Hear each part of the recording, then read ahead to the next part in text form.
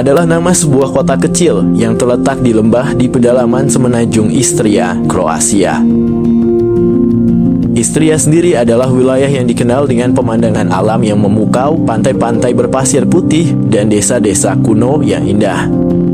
Di tengah-tengah keindahan alam yang begitu terkenal, Hum muncul sebagai kota yang kecil di tengah jantung Istria. Hum yang hanya memiliki luas sekitar 12 km persegi, dengan jumlah penduduk tetap sekitar 30 orang ini, dinobatkan sebagai kota terkecil di dunia, baik dari luas wilayah dan jumlah populasinya. Penduduk yang tinggal di kota ini biasanya untuk memenuhi kebutuhan hidup bekerja dalam sektor pariwisata, pertanian, perdagangan, dan layanan. Meskipun terletak di pedalaman, kota ini menawarkan keindahan alam yang memukau, perbukitan yang menjulang, ladang-ladang yang hijau dan subur, dan udara yang masih alami. Sejarah kota Hum juga tak kalah memukau, dikenal sebagai salah satu kota tertua di dunia. Hum memiliki akar yang dalam sejarah dan warisan budaya yang kaya. Bangunan-bangunan bersejarah seperti katedral abad pertengahan dan tembok kota yang kokoh menjadi saksi bisu dari masa lalu kota ini. Setiap batu dan jalan berbatu di Hum menyimpan cerita dan petualangan yang mengagumkan dari masa lalu. Selain pesona alam dan sejarahnya yang kaya, Hum juga terkenal karena minuman khasnya, Rakija. Rakija adalah minuman keras tradisional Kroasia yang dibuat dengan hati dan keterampilan oleh penduduk setempat. Dari proses pengumpulan buah hingga penyulingan dan pematangan, pembuatan Rakija adalah warisan budaya yang dijaga dengan cermat dan disertai dengan ritual dan tradisi kuno. Hum juga merupakan tuan rumah bagi berbagai festival dan acara seni yang diadakan setiap tahunnya. Dari musik tradisional hingga seni rupa kontemporer, setiap festival menawarkan pengalaman yang berbeda dan mendalam bagi para pengunjungnya.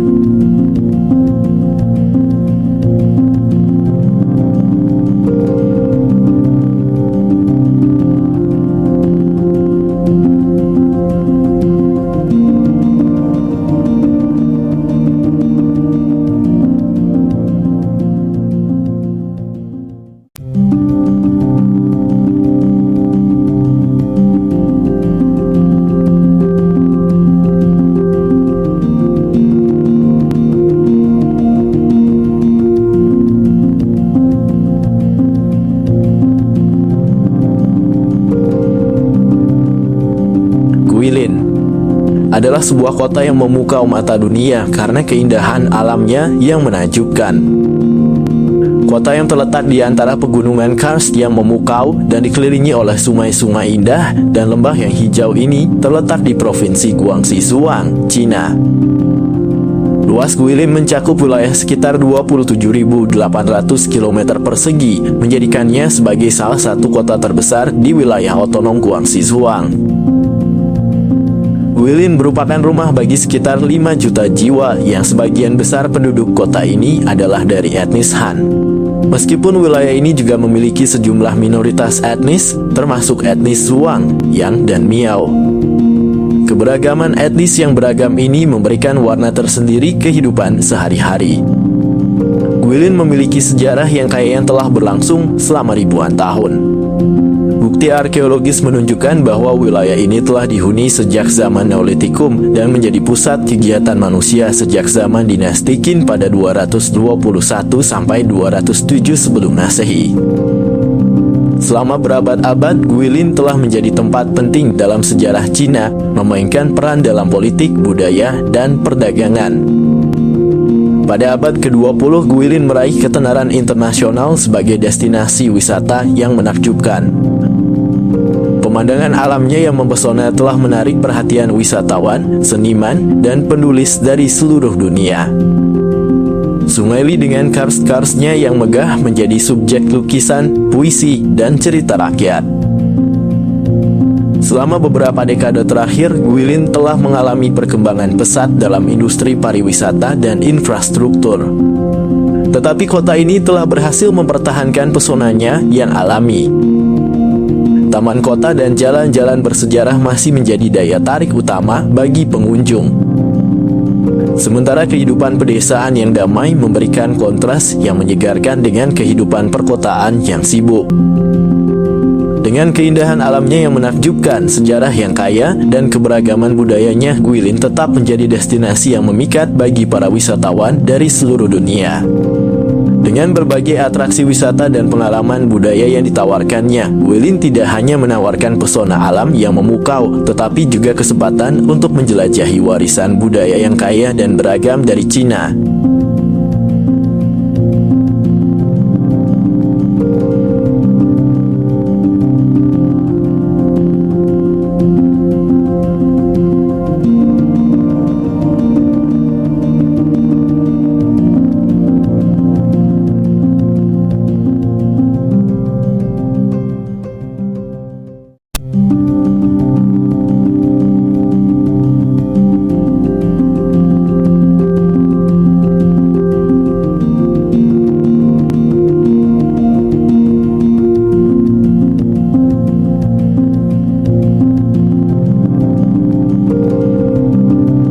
Aogashima adalah sebuah pulau vulkanik yang terletak di Laut Filipina di selatan Tokyo, Jepang. Pulau yang memiliki karakteristik unik berupa bentuknya yang mirip cincin dengan kawah gunung berapi yang terletak di tengahnya. Kawah ini merupakan sisa-sisa aktivitas vulkanik pulau tersebut yang terjadi sekitar 3.000 tahun yang lalu.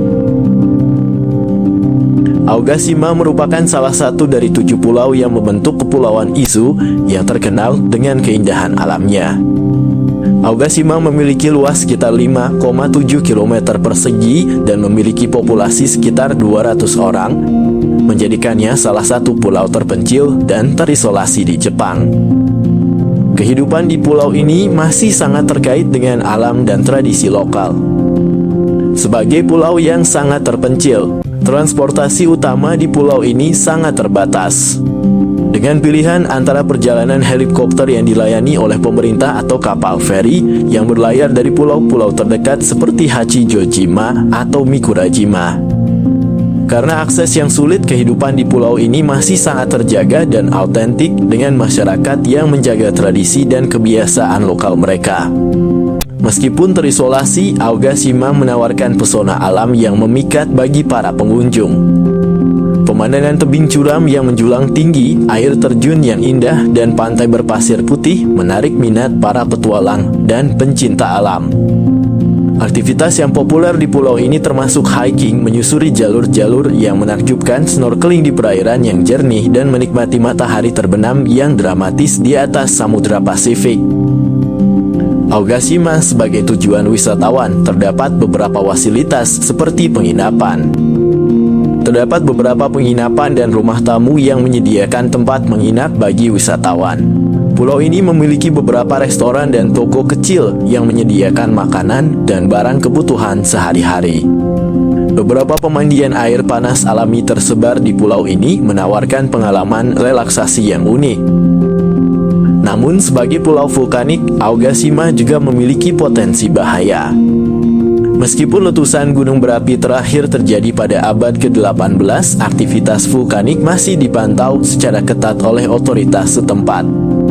Karena itu, wisatawan disarankan untuk mengikuti panduan keamanan yang disediakan dan selalu waspada terhadap perubahan kondisi vulkanik yang mungkin terjadi.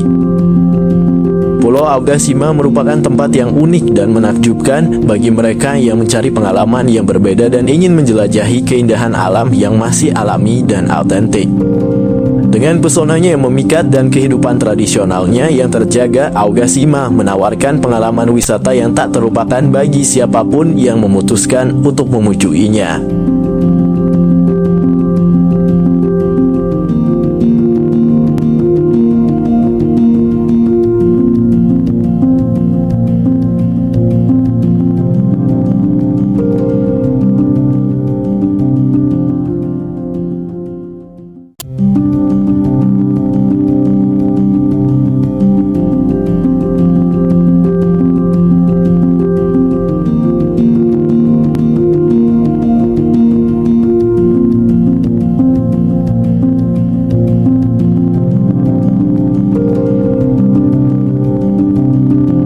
Asgobar adalah ibu kota yang sekaligus kota terbesar di negara Turkmenistan. Kota yang telah menjadi pusat politik, ekonomi, dan budaya di Turkmenistan ini telah membuat kagum mata dunia karena keunikan bangunannya yang berkilau berwarna putih. Dengan populasi sekitar 1 juta jiwa, Aşgabat adalah salah satu kota terbesar di Asia Tengah. Terletak di antara padang gurun Karakum yang luas dan perbatasan dengan Iran. Kota ini menawarkan pemandangan yang menakjubkan dengan latar belakang pegunungan yang menjulang tinggi di sekitarnya. Salah satu yang paling mencolok dari kota ini adalah kebijakan tata warna yang ketat yang diterapkan oleh pemerintah. Lebih dari 80% dari bangunan di kota ini memiliki warna putih yang khas. Hal ini bukanlah kebetulan, melainkan hasil dari kebijakan yang menentukan bahwa setiap bangunan di Aşgabat harus dicat dengan warna putih. Kebijakan ini mungkin terdengar aneh bagi beberapa orang, namun memiliki tujuan yang sangat terencana. Kebijakan ini dimaksudkan untuk menciptakan kesan visual yang bersih, modern, dan seragam di seluruh kota. Seiring berjalannya waktu, warna putih telah menjadi ciri khas dari Aşgabat, memberikan kesan elegan dan futuristik yang tak terlupakan bagi siapapun yang mengunjunginya. Aturan yang mengharuskan warga Aşgabat untuk mewarnai bangunan mereka dengan warna putih ini berasal dari era kepemimpinan Saparmurat Niyazov, presiden pertama Turkmenistan yang memerintah dari tahun 1985 hingga kematiannya pada tahun 2006. Niyazov dikenal karena kebijakan otoriter dan kultus pribadinya memperkenalkan serangkaian perubahan besar, termasuk kebijakan warna putih yang meluas di Aşgabat. Meskipun Niyazov telah meninggal lebih dari 1 dekade yang lalu, kebijakan ini tetap bertahan di bawah kepemimpinan pemerintahan yang mengikutinya. Sejarah Aşgabat tidak hanya mencakup perjalanan panjang dari kota kecil menjadi ibu kota yang megah, tetapi juga menceritakan kisah kekuatan dan keberanian rakyatnya dalam menghadapi tantangan sepanjang sejarah. Dengan arsitektur modern yang khas dan campuran budaya yang beragam, Aşgabat tetap menjadi destinasi yang menarik bagi wisatawan yang mencari pengalaman yang tidak terlupakan di jantung Asia Tengah.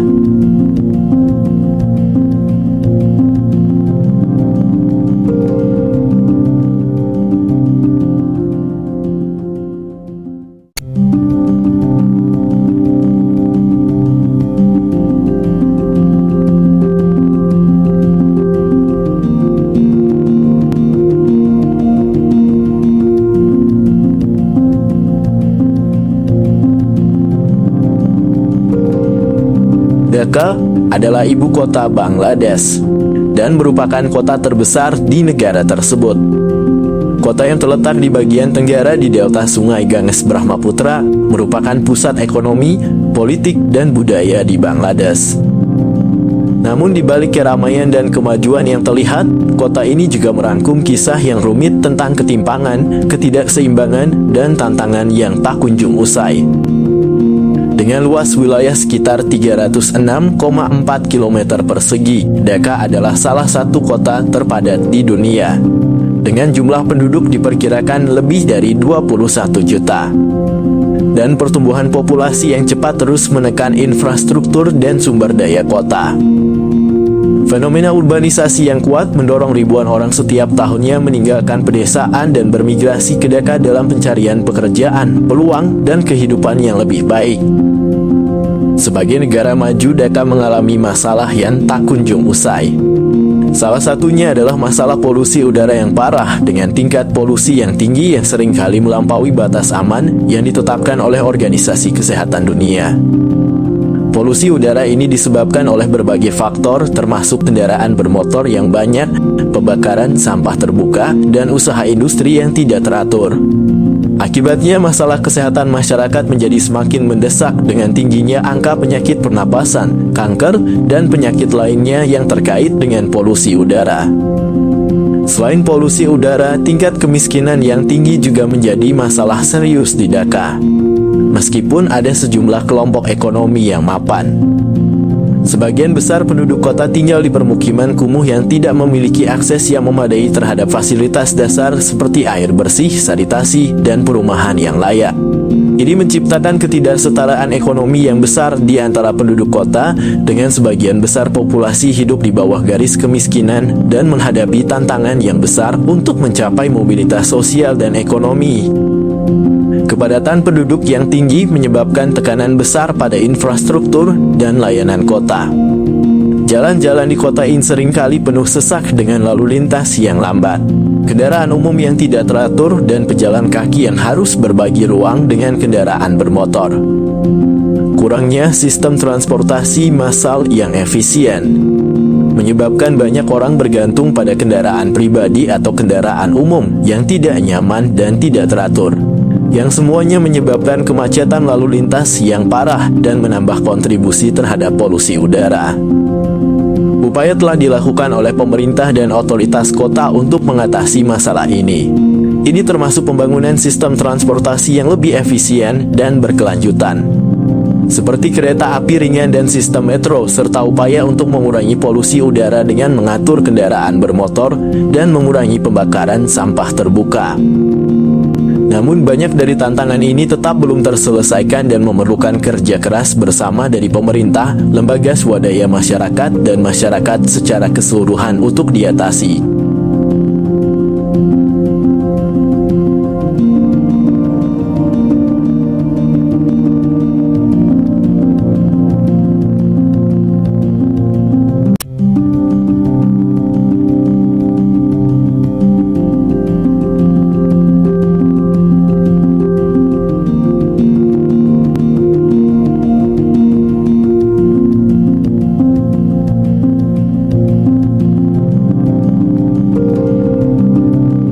Yakutsk adalah sebuah kota yang terletak di Republik Sakha, Rusia.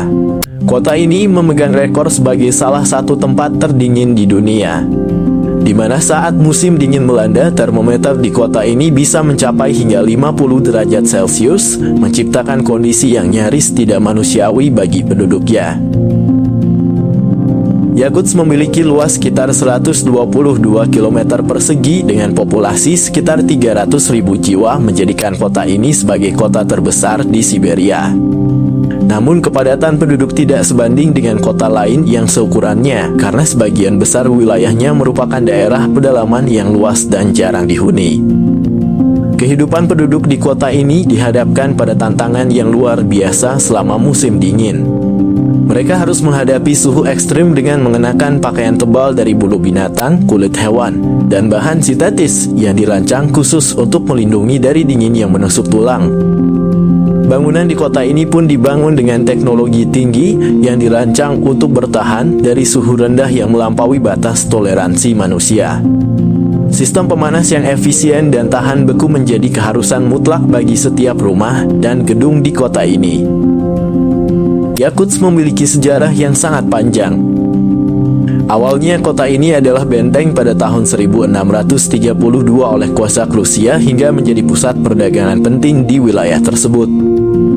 Diperintahkan oleh Peter the Great pada abad ke-17, pembangunan kota ini didorong oleh penemuan tambang emas dan berlian di sekitarnya. Kemudian selama Perang Dunia II, Yakutsk menjadi tempat perlindungan bagi ribuan pengungsi dari wilayah lain di Uni Soviet yang terancam oleh invasi Jerman. Setelah perang, Yakutsk mengalami pertumbuhan ekonomi yang signifikan, terutama karena eksploitasi sumber daya alam yang kaya di sekitarnya seperti tambang berlian, emas, dan gas alam.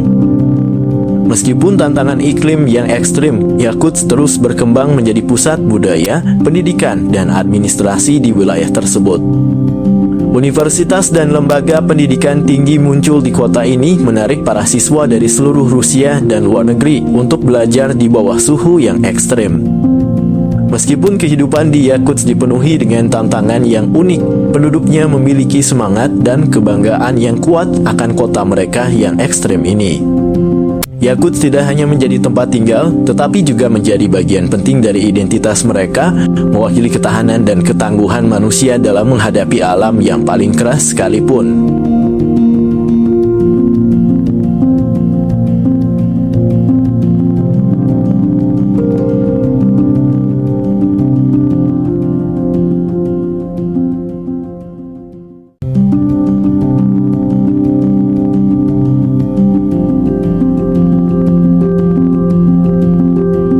Damaskus merupakan ibu kota dan kota terbesar di Suriah, di mana kota ini merupakan salah satu kota tertua yang dihuni manusia selain Al-Fayyum dan Gaziantep. Damaskus dibangun sekitar 3000 tahun sebelum Masehi. Populasinya saat ini diperkirakan sekitar 3,6 juta jiwa. Secara geografis, Damaskus terletak di sebelah barat daya Suriah. Ibu kota Republik Arab Suriah itu berada di oasis suatu dataran separuh gersang. Damaskus juga berbatasan dengan pegunungan anti-Lebanon di sebelah timur. Di sebelah tenggara, kota ini berdekatan dengan Beirut, Lebanon. Damaskus adalah saksi bisu dari kejayaan Islam pada masa itu. Islam mulai menginjakkan pengaruhnya di kota ini pada era kepemimpinan Khalifah Umar bin Khattab. Pada masa itu Damaskus merupakan salah satu kota terpenting di wilayah Levant dan merupakan pusat politik, ekonomi, dan kebudayaan. Setelah penaklukan, Damaskus menjadi pusat penting dalam kekhalifahan Islam awal dan kemudian menjadi ibu kota dinasti Umayyah yang berkuasa dari tahun 661 hingga 750 Masehi. Dinasti Umayyah memilih Damaskus sebagai ibu kota karena letaknya yang strategis dan kekayaan alam di sekitarnya. Di bawah pemerintahan Umayyah, Damaskus berkembang pesat menjadi pusat kebudayaan, politik, dan ekonomi yang penting dalam dunia Islam. Salah satu kejayaan terbesar Islam di Damaskus adalah pembangunan Masjid Umayyah yang dikenal juga sebagai Masjid Besar Damaskus atau Masjid Umawi. Pembangunan masjid ini dimulai oleh Khalifah Umayyah Abdul Malik bin Marwan pada awal abad ke-8 Masehi. Masjid ini menjadi salah satu contoh arsitektur Islam awal yang paling megah dan menjadi pusat kegiatan keagamaan serta budaya di kota tersebut. Damaskus juga menjadi pusat kegiatan intelektual dan ilmiah pada masa itu. Banyak cendekiawan, ahli matematika, dokter, dan ilmuwan Islam terkenal yang berasal dari kota ini. Mereka membuat kontribusi besar dalam bidang ilmu pengetahuan, filosofi, dan sastra yang membawa kejayaan kepada peradaban Islam. Selain itu, Damaskus juga dikenal sebagai pusat perdagangan yang penting. Kehadiran jalur sutra dan posisinya yang strategis di antara Asia, Afrika, dan Eropa membuatnya menjadi titik pertemuan budaya dan perdagangan. Kota ini menjadi pusat perdagangan yang penting bagi berbagai komoditas seperti sutra, rempah-rempah, dan barang-barang mewah lainnya. Pada tahun 750 Masehi, dinasti Umayyah jatuh setelah pemberontakan Abbasiyah yang dipimpin oleh Abu al-Abbas As-Saffah. Ibu kota kemudian dipindahkan dari Damaskus ke Baghdad yang menjadi pusat kekuasaan Abbasiyah selanjutnya.